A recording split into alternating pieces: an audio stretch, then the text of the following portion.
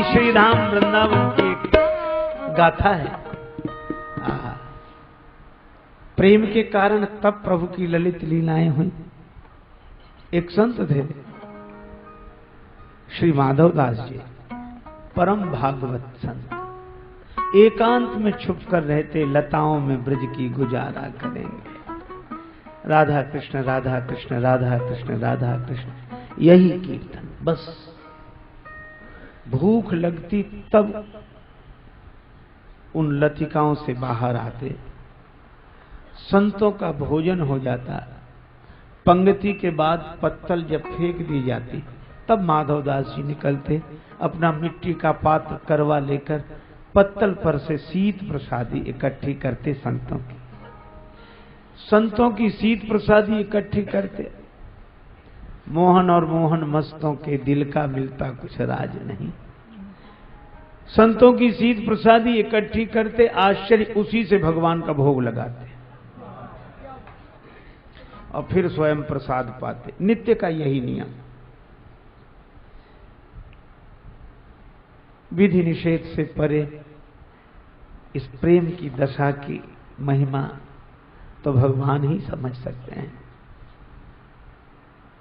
एक दिन भजन रस में डूबे रहे, देर हो गई।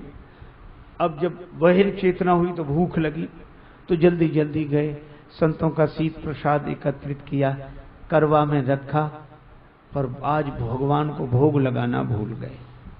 भूल ही गए थे तो भी ठीक था, पर जैसे ही ग्रास मुख में रखा वैसे ही याद आ गई कि भोग नहीं लगाया।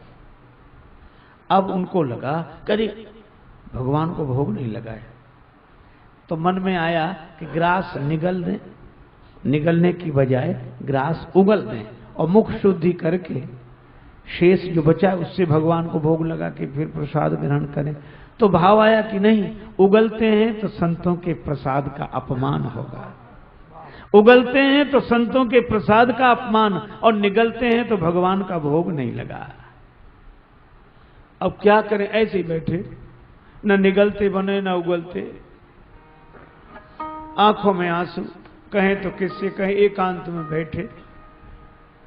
संतन को यह शीत प्रसाद लियो मुख डार, न जात गिरायो, और लीलत लाज लगे मन में, मन मोहन को नहीं भोग लगायो।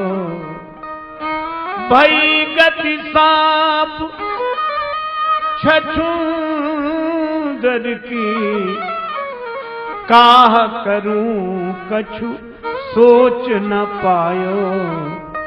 बीत गयो वह बार बिनीत, गई रजनी दिन दूसरो आयो।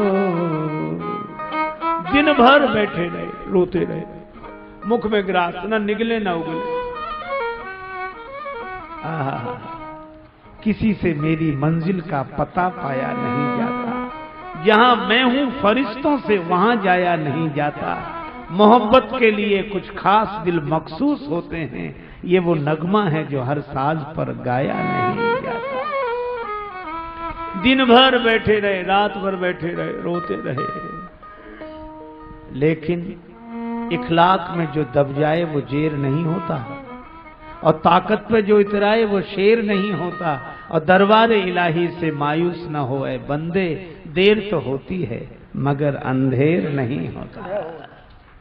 दिन भर बैठे रहे, रात भर बैठे रहे, रोते रहे। सवेरा हुआ,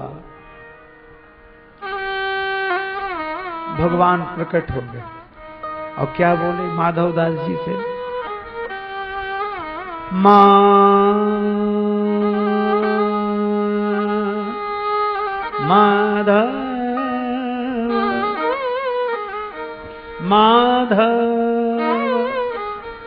माधव,